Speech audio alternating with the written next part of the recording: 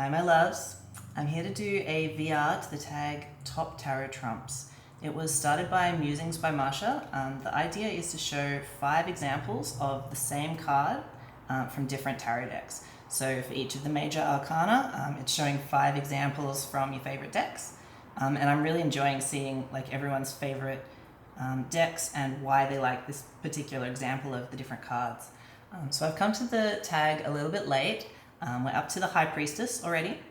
So that's what we're going to be doing today. We're going to be looking at my top 5 High Priestess cards. So I wanted to start today with this one from the Clive Barrett Ancient Egyptian Tarot deck. The reason that I'm starting here is because one of the examples in Marsha's video was actually showing the High Priestess is sometimes depicted as Isis, and that is clearly what we have here.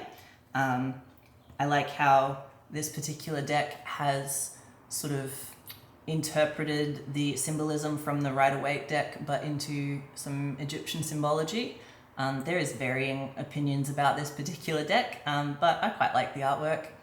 And I think this is a really cool example of the High Priestess. All the same things, the pillars, the scroll, the crown, the sort of curtain behind her, all the same as in the Rider-Waite Smith one that we all know well. But yeah, just reinterpreted in this particular style.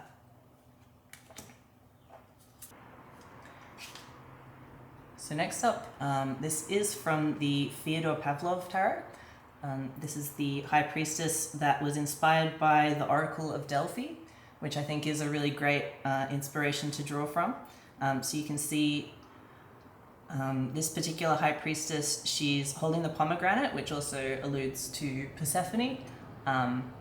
She's got this great cloak or veil kind of thing, which is reminiscent of, the Virgin of Guadalupe, or the Virgin Mary. So there's just like a lot of really great references to, I guess you could say, examples of this High Priestess energy. What's written in the book as well that accompanies this deck about the High Priestess is really interesting. The author talks about the idea of cloistered orders of women.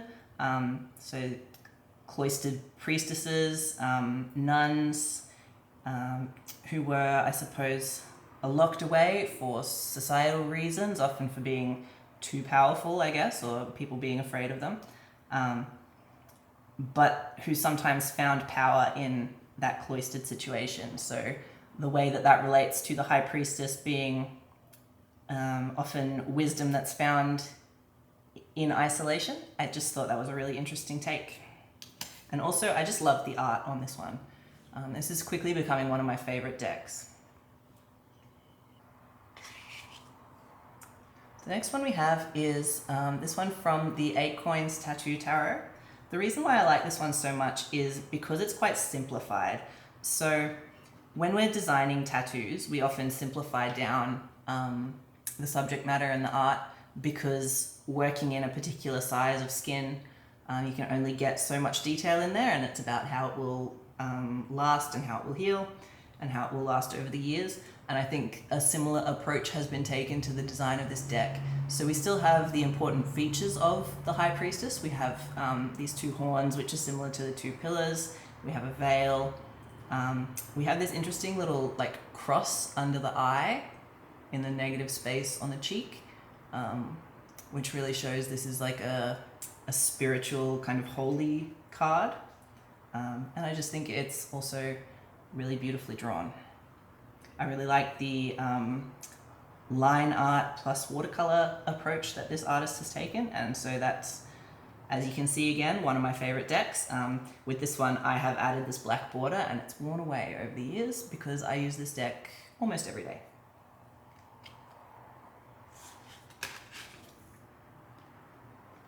So next up, this is the High Priestess from the Animal Totem Tarot. It's a black widow spider. I'm Australian, so I immediately think it's a redback spider.